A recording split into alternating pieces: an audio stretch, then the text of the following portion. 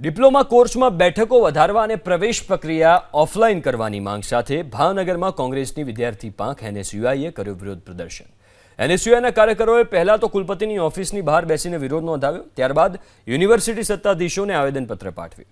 એનએસયુઆઈનો આરોપ છે કે શિક્ષણ અને રોજગારીના દાવા કરતી ગુજરાત સરકારની યુનિવર્સિટીઓમાં બેચલર ઓફ આર્ટ્સ અને બેચલર ઓફ કોમર્સની મોટાભાગની બેઠકો ખાલી રહી છે। બીજી તરફ વિદ્યાર્થીઓને જરૂરિયાતવાળા ડિપ્લોમા કોર્સમાં સીટોમાં વધારો ન કરાતા સેંકડો વિદ્યાર્થીઓને પ્રવેશથી વંચિત રહેવું પડ્યું।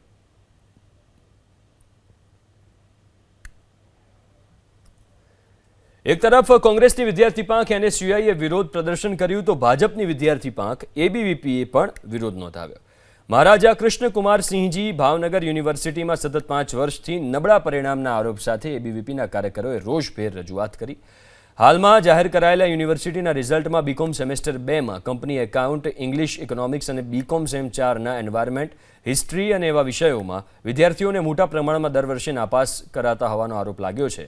આ ઘટનાક્રમ 5 વર્ષથી ચાલતા હોવાને લીધે યુનિવર્સિટીમાં વિદ્યાર્થીઓ એડમિશન લેવાનું પણ બંધ કરી રહ્યા છે।